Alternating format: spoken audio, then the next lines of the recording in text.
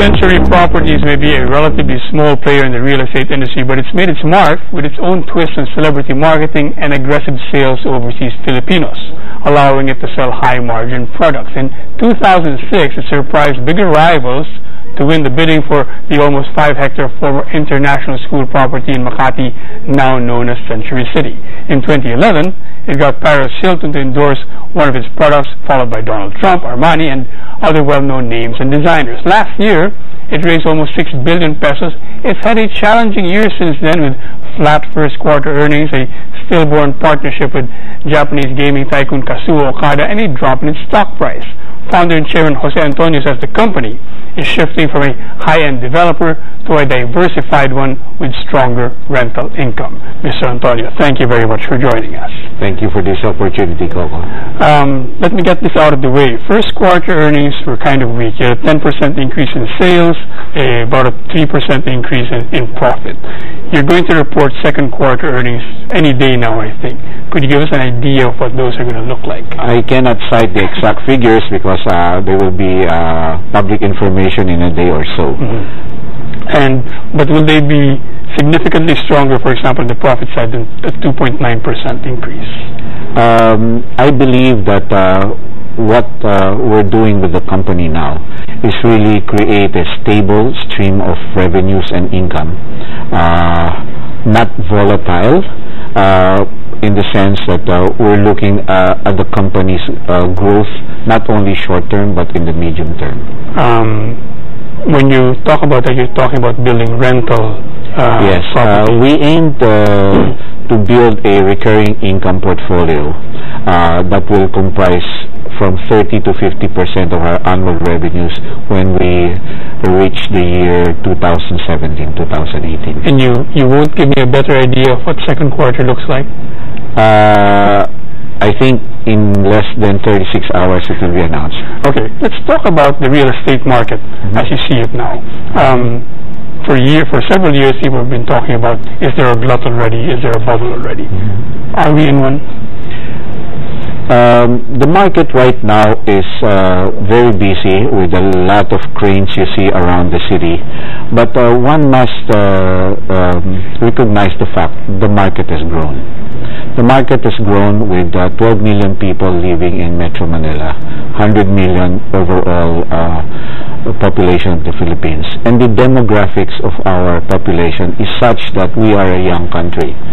And in every young country, the dream of every working person is, after buying his gadgets, he buys his appliances, he buys his car, and his next dream is to buy a house. So people are shifting, and they have the alternative of owning a home because of the increasing purchasing power of this young population. So if you ask me if there is a glut, I think there is an equilibrium of demand and supply in some markets, but there is still a big demand for certain markets. Some analysts say that this year or next year there's going to be I don't think they used the word oversupply, but there's certainly going to be more supply than there was in previous years. And in fact, some of the developers have kind of pulled back a bit to make room for that. Do you see that as well? I think it's very prudent for any developer to size up the market, especially that in the year 2014 up to 17, there will be a lot of deliveries of the pre-sold projects. So one must observe if the buyers are actually investors only or speculators only. But in my experience, having been in the market for close to 3 decades, I would see real estate really as something that is very prime in the hierarchy of needs of Filipinos and Orientals in general. So they look at real estate not only as a roof over their head, but really as a pre-need for future use. So you might see actually some buildings which are partly lighted and partly occupied, but then they are already sold out. And in the Philippine context, at least, many of those that are sold out and not lit weren't bought on borrowed money. I can only speak of our situation where at least 50% of our market pay in cash upon delivery and 50% on borrowed bank loans. Or there's two things, or among the many things that make your company interesting, are these two things. Number one, these celebrity endorsers that you have. And number two, how much of your sales are done abroad to overseas Filipinos. Let's take the second one first. I think analysts put the figure at around 70%. Is that about right? Yeah, 70% includes not only sales to Filipinos, but also sales to non-Filipino buyers. I think, Coco, what we have done is actually opened a new market, which are actually foreigners who have some affiliation or affection for the Philippines, who now see the Philippines as an undervalued market.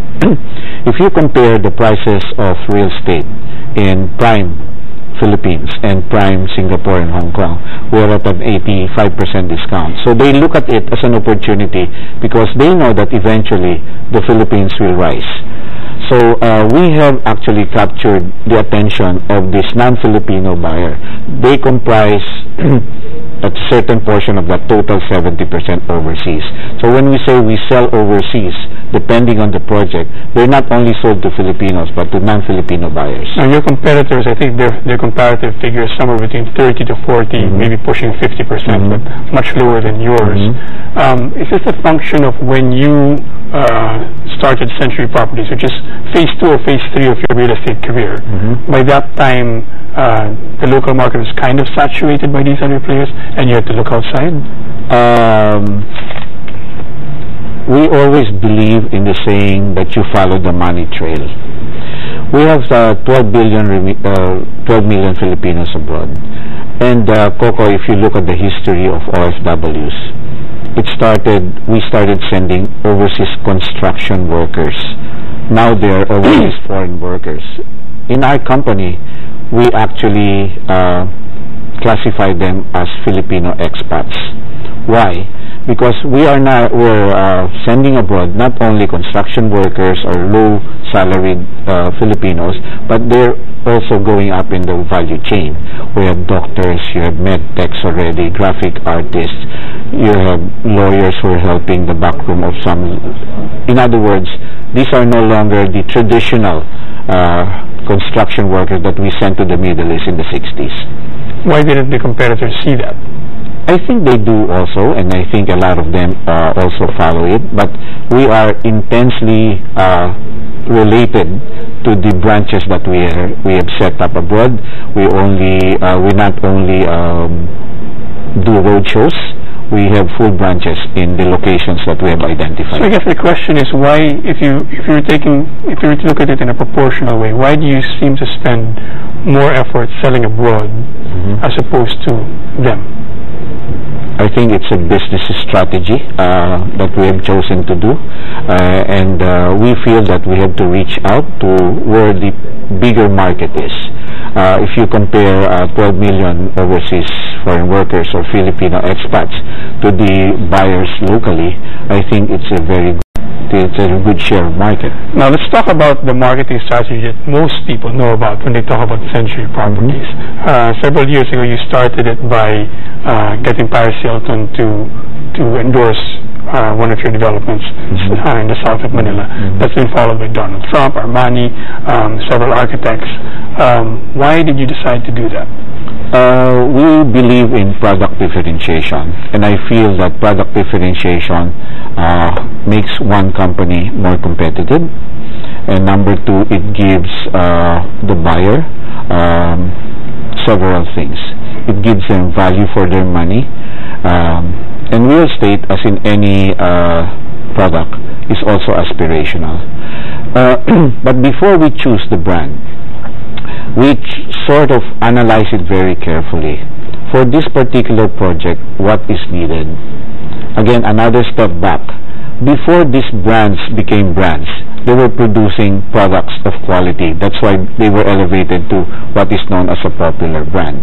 They never became a brand overnight, because brand is not only quality, but it's experiential. And this is what these brands now are. So we try to relate now the brands and what is fitted for a particular project. And because of this, we have the ability to really reach out to our market by communicating the relationship. How did it start? Started when my son, who was educated and worked abroad, thought of this idea because he knows a lot of people in the international, and he said, "Dad," one day he said, "why don't we get a certain person as our endorser?" Well, I said, most of the endorsers right now are the Filipino celebrities and artists. I said, but Dad, she has a following of several millions in Twitter. So I said, let's try it out. At first I was hesitant, but we did try, and the results were amazing.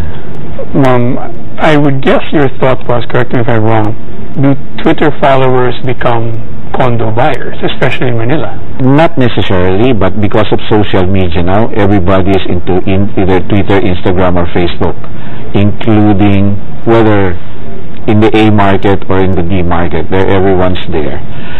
What it does is that it creates attention to your product. Now, whether they're buy or not is another thing. That's where you qualify now. And I think what it does is that it calls attention to your project. Before Azure, which is the Paris Hilton endorsed project, you had several other projects that you were building that were not associated with a spokesmodel or a spokesperson. How noticeable was the difference in terms of selling? It multiplied the velocity rate quite highly, and even if they were not buyers, they talk about it. I think whenever we bring a celebrity in, they talk about it, and it brings attention to your project. However, at the end of the day, the buyer will choose why they're buying a certain product or the other, and that's where our DNA for quality, for making it really committed to a certain standard is. Now, partnering with the brand Coco is quite a difficult process, because usually they have rigorous standards for attaching their name to your project. First, they analyze, is the country ready for my brand or for my product? Number two, is the location suitable for the brand? And third, who is the suitable local partner? So we go into that process, and it's quite lengthy.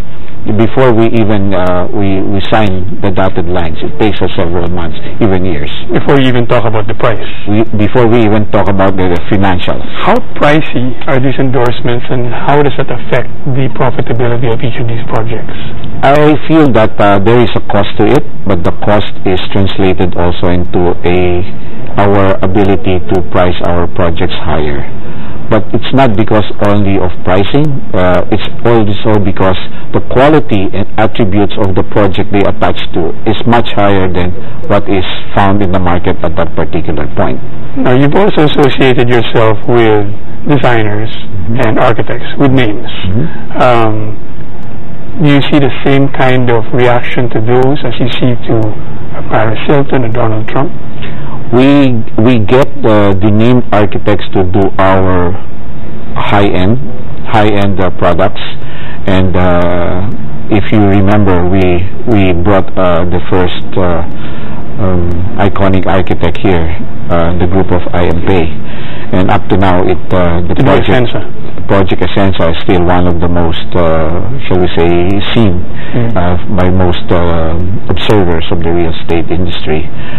We value the design very importantly, because the design and the functionality of the building keeps the asset value of our property. Does it help in the sales end of it, or does it help in the appreciation? Both. It helps sales, because once people know that there's a certain architect, the architect will not put his name or his design in the project that's not good. But these architects really, they work with a local architect. That's right. How much do they really contribute? Do they just contribute the vision, and then all the work is done by the local? They do a lot of work. In fact, even in the administration of the actual product, they check the final product in coordination with the local partner. Let's go back to how the market looks right now. We talked a while ago about whether there's a glut or not. When you look at real estate markets, we're always told it comes in cycles. Are you saying, when you say that the Philippines is a young population, that we're nowhere near the top of a cycle right now? I think we're not at the bottom, that's for sure. We're probably mid to, if this was a basketball game, would probably be in the third quarter. Now, what will make it longer or shorter depends on several things. I would, in our thinking, what is important is to watch, number one, the psychology of the market, because no matter how much prosperity there is, if the psychology is negative, people with money don't buy. Number two, I am very in close touch with what's happening with the BSP and what they're doing to the economy, because low interest rates attract investments, and that should really be contained. Lending should be, by the bank, should be very orderly and very, shall we say, prudently. The central bank has begun to raise interest rates. Is that a warning flag for you? I think they have reasons to raise interest rates, not only because they want to cut investments in real estate, but they also want to slow down inflation. If my recollection is concerned, they have cut the maximum ratio of real estate to their total portfolio to 20%. So that's a very good move done by the BSP. But with interest rates rising, does that mean that the property market growth is going to be softening?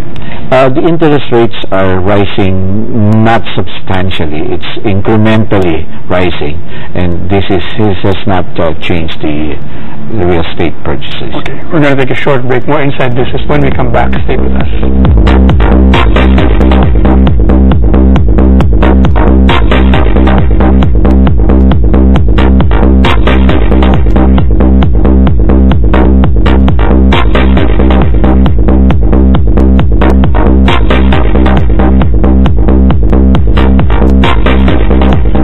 Back to Inside Business. We're still with Century Properties founder and chairman Jose Antonio.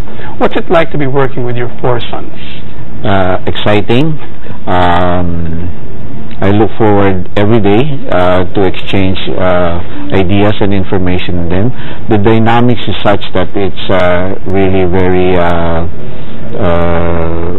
energetic, our discussions, because all of them studied and work abroad, and because of their experience, we're able to combine my experience with their talent and knowledge. How do you quell sibling rivalry?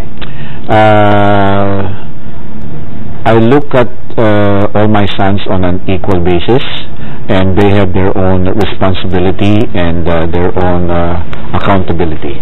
Do you think they'll be working together over the long term, or at some point some of them will begin to leave, or some of them will leave and form their own ventures, and maybe only one or two sons will be left running Century? Well, firstly, Coco, I never forced them to work with the company. In fact, one was an investment banker, one was a commercial and investment banker, one was an entrepreneur, a fund guy, but they were attracted to it. And when people ask them, why are you joined? Because real estate is in our heart. When we had dinner conversations, even when we were young, our dad would always talk about real estate and the experience and how was work and when the next project. So probably it was their sixth sense already working on that basis. The first phase of your real estate careers were these condominiums in Makati, all with French names. Right. How did you enter the real estate industry? Coco, I think we're celebrating our 28 years this year, and I started Open Century Properties 2 weeks before the EDSA People Power Revolution. So it was really, looking back, it was the lowest ebb of the Philippine economy. So I started in terms of providing services. Managing buildings? No, it was purely the real estate brokerage, servicing high net worth individuals, and I started with 6 people. That's how it started. And in 1989, I started forming a property management company. But in 1987, we started our first residential building. How different is the market then compared to the market now? First, the scale then before, when we started, was very small. You practically had a few sheets of paper and you knew who's who would be buying your product. But today, frankly speaking, it's a wide market, a very big market. And what's it like to be competing with much bigger rivals? We love it. We love to compete. We love the challenge of competing against our bigger rivals. We respect their resources, but we'd like to serve our customers more. In that sense, our DNA is produce quality products and serve them well. I'm sure they say that as well. We walk our talk. One of the some analysis of Century says that you don't have a very big land bank, right? And that's a disadvantage to you because some of these rivals of yours have built up big land banks over several years. Well, in your case, you'll buy a property and within a year or so, essentially develop it and flip it. So it's an expensive proposition. Well, let's look back because Century Properties started developing single building projects, while we're right now doing master plan communities. We have 5 right now as we speak, and we're increasing this. We are not land banking for land banking's sake because it's not an efficient use of capital. We feel that we know where to get the land, we know where our next project will be, and we'd like to efficiently use the land that we purchase immediately. But wouldn't it have been great if 5 years ago, 10 years ago, you had bought these properties? But one thing in life that we know is that resources are finite. So even if you had several billions in the bank, they were also limited. Are you land banking now? We are looking at closing some big parcels of land. You're talking about projects, and you're starting a new project, your first one outside Metro Manila. Seems to be very different from the market you've been serving, the Metro Manila market. Why are you entering that? Well, we decided to diversify our locations. So aside from Metro Manila now, our first project outside Metro Manila will be in Pampanga, in San Fernando, Pampanga. But before we chose the land that we're going to develop as Azure North, we actually looked at the demographics of the place, the purchasing power of the place, and the suitability of the location. Pampanga, as we know, is a regional center. It's a regional hub. And we were lucky to be able to purchase a property in the junction of North Luzon Expressway and Jose Abad Santos, which is the road going to Subic. So that's our first foray in the provinces. We have chosen several destinations in planning our next other cities. Some analysts say that you have this image of targeting the higher end, but you're bringing that down, you're really bringing that down slowly. And that's hurt your margins, which could explain, they say, what's happened in the first quarter. Is that a fair assessment? we are known to be a luxury builder, but our total sales of luxury is only 20% of our total. 40% is in middle and 40% is in affordable. We are expanding our product classifications, doing many more where we think there is a market and when there's a big demand, and we're also diversifying location.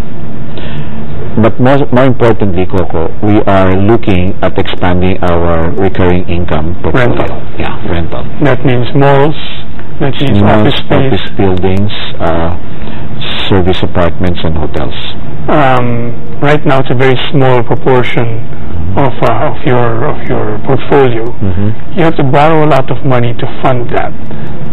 We don't intend to borrow a lot of money because we will internally generate it through our retained earnings. But to build all of those at a time when the rest of the company is still growing, and it's not throwing off cash yet, will that hurt earnings for a while going forward? We are actually calibrating it very well. We always advocate correct financial and fiscal management. Prudence is, I think, dictates that one has to be very conservative. So we actually match our sources and uses of funds. Final question, Mr. Antonio. When you look at Century Properties 5, 10, 20 years down the line, do you think, is your target to be one of the top 3 or top 5, or will you be happy being kind of like a boutique niche player? For the records and reports that I see is that we're number 4 right now in residential sales. What we'd like to do is use this opportunity on our name and our brand to be able to serve a bigger portion of our population. And so the target is there a target in terms of what number you want to be in the next 10, 12 years? If we're in the top 5 or top 10, we'll be happy as long as our stockholders are happy. Mr. Antonio, thank you very much for joining us tonight. Thank you very much, Coco. That's Inside Business. Thanks for watching. See you next week.